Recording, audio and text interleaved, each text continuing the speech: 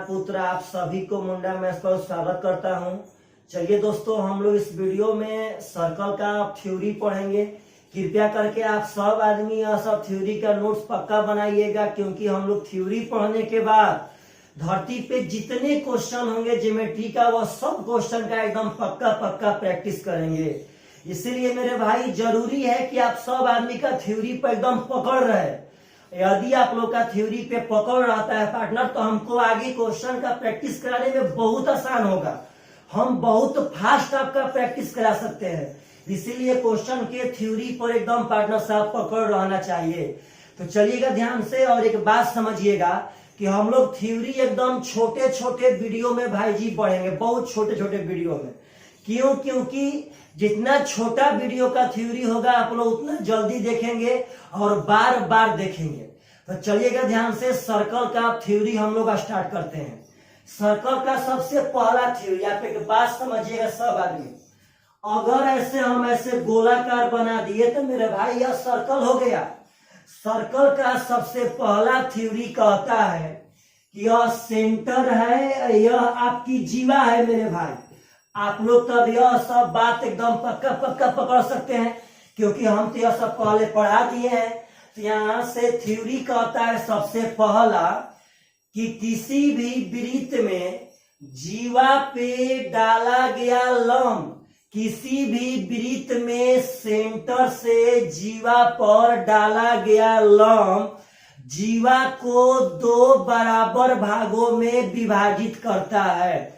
सबसे पहला थ्योरी कहता है सर्कल का कि सेंटर से जीवा पर डाला गया लंब जीवा को दो बराबर भाग में बांट देगा, यानी जीवा को आधा आधा बांट देगा। यानी कि पार्टनर साहब एम बाटा में एम बी। यह बात याद रखिएगा हमेशा हमेशा कि यदि हम वृत्त में जीवा पर लंब डालेंगे तो जीवा अपने आप से आधा आधा बढ़ जाती है। तो आप इसमें बहुत सारे बातों पर गौर कीजिए मेरे भाई। जब यह बिंदु इसको आधा आधा बांट देगा, इसका मतलब है कि यह इसका मध्य बिंदु है, यह इसका मध्य बिंदु है पार्टनर साहब। जब यह आधा आधा बांट दिया मतलब यह बिंदु उसके बीचों बीच स्थित है। अब मेरे भाई यहाँ पे एक बात और भी याद रखिएगा, इसका रिवर्स। अगर कभी आपके एग्जामिनर में कहता है आपसे कि यह मेरा जीवा है, और यहाँ लंब ना कह करके मेरा भाई कह दिया कि हाँ यह मध्य बिंदु है, कहता है कि यह जो ओएम है, ओएम यह AB के मध्य बिंदु पे हिट करता है। आपसे डायरेक्ट कह दिया मेरे भाई कि अगर यह मध्य बिंदु है, यानी मध्य बिंदु है तो आधा आधा बांटेगा। कि जब रिवर्स पूछेगा तो यह मध्य बिंदु बोलेगा, तो उस समय डायरेक्ट समझ जाना है कि जब यह मध्य बिंदु है तो पक्का यह लंब भी होगा, यानी OM लंब हो जाएगा AB पर। यह आपका भाई जी लंब का सिंबल है। कभी भी लिखना है कि OM लंब AB, तो OM ऐसे कर देंगे लंब, ऐसे लिखेंगे AB। तो यह बहुत ही बढ़िया थ्योरी है। एग्जाम में सबसे ज्यादा अगर किसी का यूज होता है तो इसी थ्योरी का। पार्टनर साहब इसको याद रखिएगा कि जीवा पर यदि हम लंब डालेंगे सेंटर से तो जीवा आधा आधा बढ़ जाएगा, यानी AM बराबर MB। और नहीं तो यदि जीवा आधा आधा बढ़ गई, इसका मतलब है कि पक्का OM लंब है AB पर। हाँ, इसका प्रूफ तो पार्टनर साहब इसका प्रूफ उतना हार्ड नहीं है, आपको हम उसी का प्रूफ बताएंगे जिसमें मजा है। पार्टनर साहब ये हम देखिएगा 9th क्लास से हम लोग पढ़ रहे हैं यह सब बात। ऐसे अगर हम त्रिज्या मिला देंगे मेरे भाई यहाँ से, तो यह वाला त्रिभुजावा और यह वाला त्रिभुजावा सम हो जाएगा RHS के नियम से। पार्टनर साहब इसका एक ठो कोण त्रिज्या, इसका पार्टनर दोनों का तो कोण बराबर है। इसका एक भुजा यह लंब दोनों में उभयनिष्ठ होगा, यह 90 डिग्री बराबर है। इसका मतलब है राइट एंगल, यानी कि 90 डिग्री दोनों में रहना चाहिए।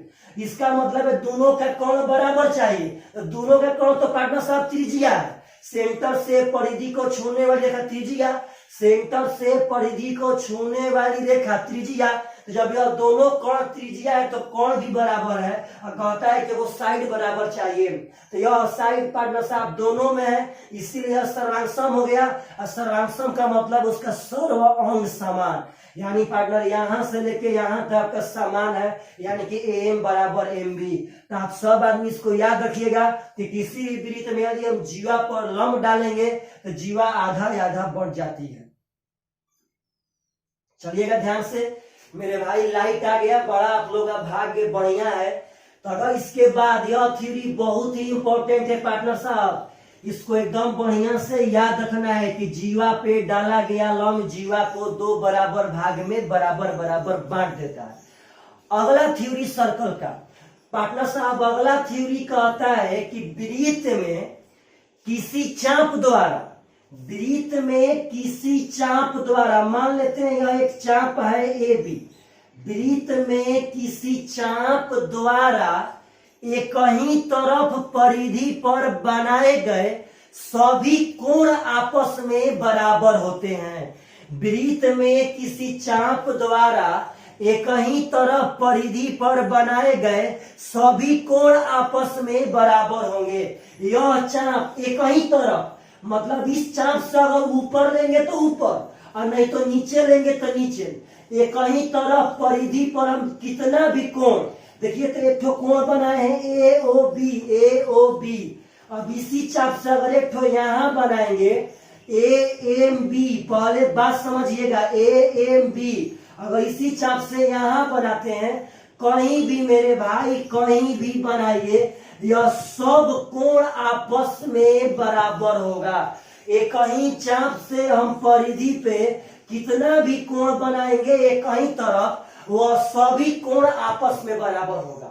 अगर यह 10 डिग्री का है मेरे भाई तो सब 10 डिग्री का होगा, यह फिक्स है। एक ही तरफ अगर मान लीजिए इस चाप से पार्टनर साहब हम नीचे बना रहे हैं, नीचे, तो इसी ओर बनाए हुए सभी कोण आपस में बराबर होंगे। सब जितना आप इस तरफ बनाएंगे सब कोण आपस में बराबर होगा। तो यह आपका सेकेंड थ्योरी था, और यह भी थ्योरी बहुत ही जबरदस्त होता है, बहुत जबरदस्त, कि किसी भी वृत्त में एक ही चाप द्वारा एक ही तरफ परिधि पर बनाए गए सभी कोण आपस में बराबर होते हैं। तो यह सब बात बहुत ही इम्पोर्टेंट है मेरे भाई, और यह सब चीज आप लोगों को एकदम आना चाहिए। किसी वृत्त में एक ही चाप द्वारा परिधि पर बनाए गए सभी कोण आपस में बराबर होते हैं। अभी तक हम लोग 2 थ्योरी पढ़ चुके हैं। पहला थ्योरी कि यदि जीवा पे लंब डालेंगे तो जीवा आधा आधा बढ़ जाएगा। दूसरा थ्योरी पार्टनर साहब कि यदि जीवा आधा आधा बटल है, यदि जीवा आधा आधा बटल है तो पक्का यह रेखा इस पे लंब है। और तीसरा थ्योरी पढ़े थे कि एक ही चाप से एक ही तरफ परिधि पर बनाए गए सभी कोण आपस में बराबर होते हैं। तो आशा करते हैं आप सब आदमी यह सब थ्योरी पक्का नोट्स करेंगे, क्योंकि इसके आगे कितना दूर तक जाना है यह आप सब आदमी को नहीं मालूम है भाई, यह तो बस हमें ही मालूम है कि आपको हम कितना दूर तक लेकर के जाएंगे।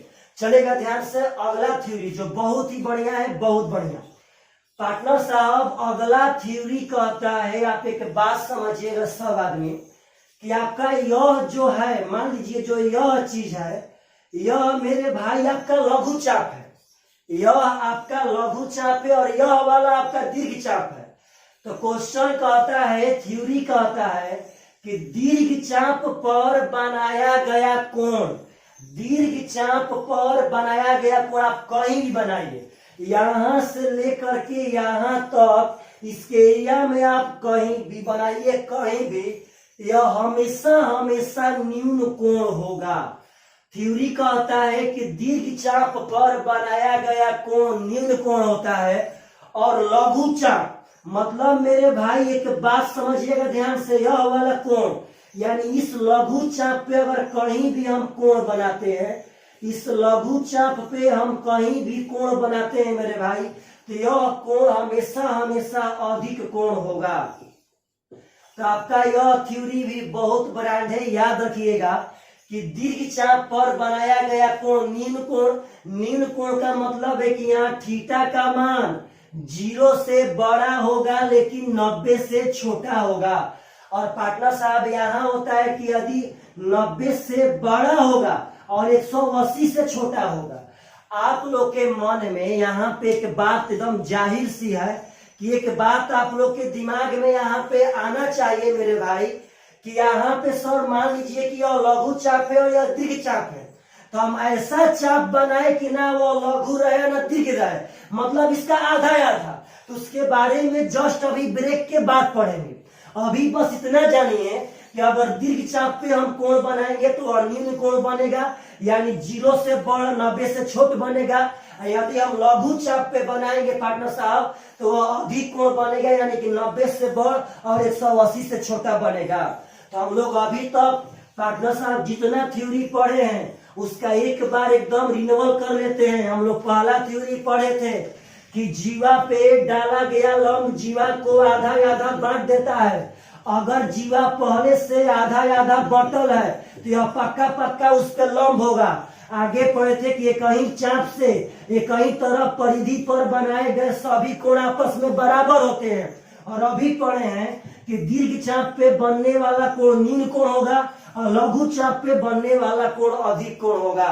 चलेगा पार्टनर साहब ध्यान से। अब अगला थ्योरी क्या कहता है समझिएगा सवाल प्रेम से।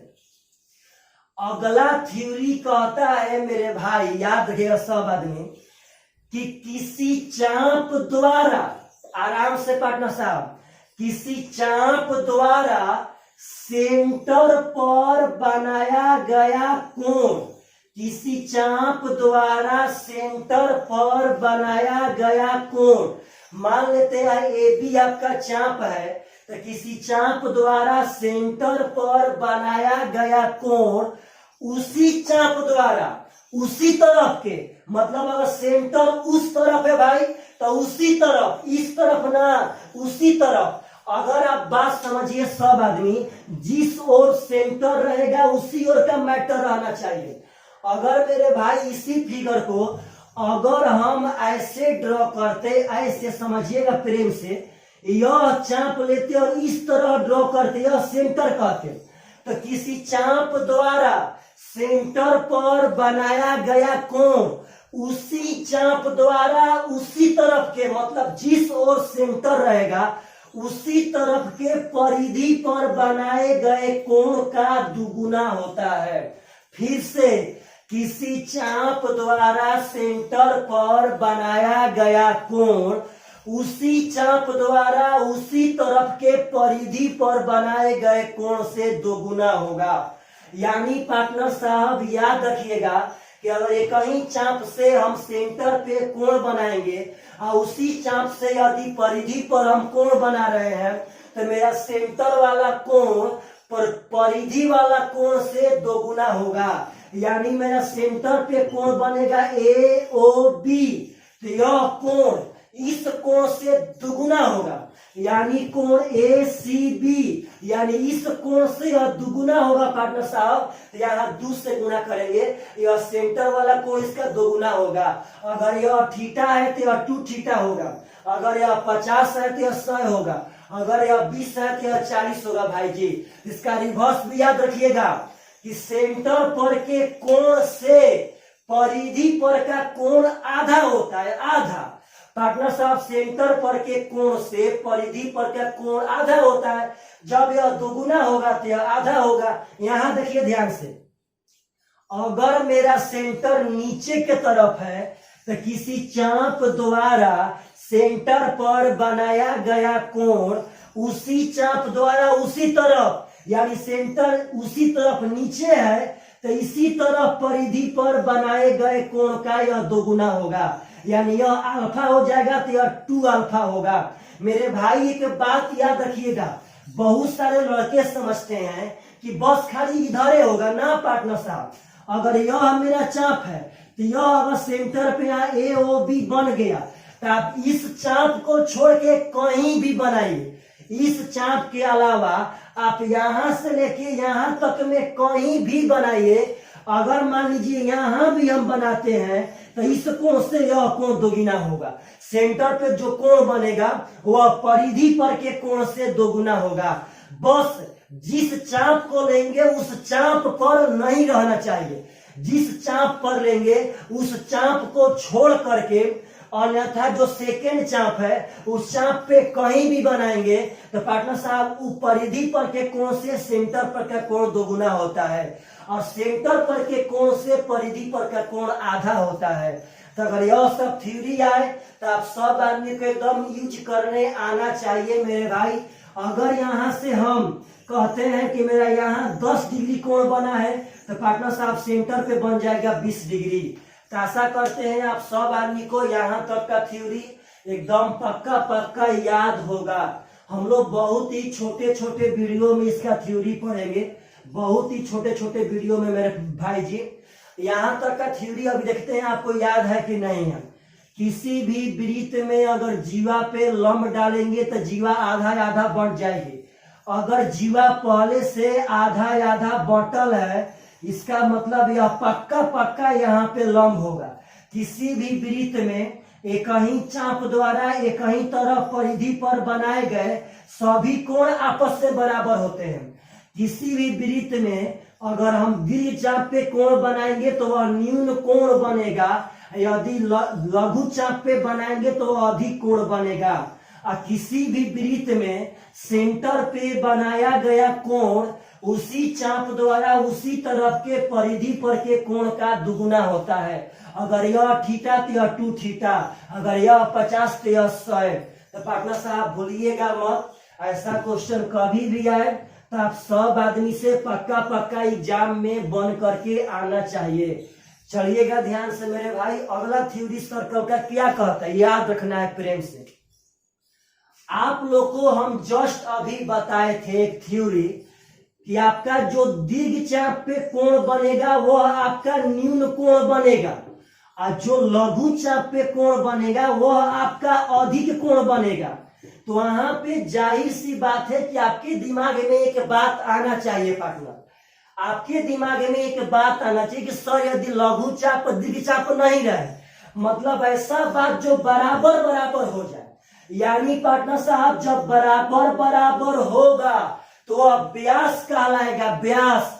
एक बहुत ही ब्रांड थ्योरम होता है सर्कल का कि व्यास द्वारा परिधि पर बनाया गया कोण हमेशा हमेशा समकोण होता है।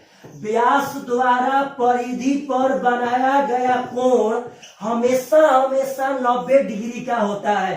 व्यास कहीं भी बनाए, कहीं भी, व्यास मतलब आधा आधा बांट दिया तो पार्टनर साहब यह कहीं भी अगर यहाँ भी बनाएगा तो यह 90 बनाएगा, यहाँ भी बनाएगा मेरे भाई तो 90 बनाएगा, यहाँ भी बनाएगा तो यह 90 बनाएगा। व्यास द्वारा परिधि पर बनाया गया कोण हमेशा हमेशा समकोण होता है। क्यों? तो पार्टनर साहब बहुत आसान है, आप पहले बोलिए तो अगर यह सीधा लाइन है मेरे भाई तो यहाँ पे कोण कितना बनेगा तो 180 डिग्री। तो आप समझिए कि ये कहीं चाप द्वारा, यही ना सेंटर है मेरे भाई जी, तो ये कहीं चाप द्वारा सेंटर पर बनाया गया कोण उसी चाप द्वारा उसी तरफ के परिधि पर के कोण का दुगुना होगा। यहाँ सेंटर पे तो डायरेक्ट 180 का बढ़ गया, जब वह सीधा लाइन है मेरे भाई तो वह तो डायरेक्ट यहाँ 180 डिग्री का बढ़ गया। तो सेंटर द्वारा जब यहाँ 180 बना, चाप द्वारा सेंटर पे 180 बनेगा तो परिधि पे पक्का पक्का उसका आधा बनेगा, तो 180 का आधा यहाँ 90 डिग्री बन जाएगा। अगर यहाँ 90 बनेगा तो सेंटर पे दोगुना होगा 180 डिग्री। तो यह भी बहुत सुंदर थ्योरम है, बहुत ज्यादा यूज होता है, ध्यान रखना है। इसको हम ऐसे भी कह सकते हैं कि अर्धवृत्त में बना कोण, पार्टनर साहब व्यास का मतलब होता है कि उसको अर्धवृत्त में बांट देगा, तो कहता है कि अर्धवृत्त में बना कोण समकोण होता है। तो वही बात है कि व्यास द्वारा परिधि पर बनाया गया कोण समकोण होगा। तो चलिएगा ध्यान से, हम लोग छोटे छोटे वीडियो में थ्योरी पढ़ेंगे ताकि आप सब आदमी को यह सब बात एकदम कंठस्थ याद रहे, इस पे लोड नहीं आए भाई। तो पक्का पक्का कमेंट कीजिएगा आप सब आदमी को यह सब थ्योरी याद होगा कि नहीं होगा। Bye bye, take care.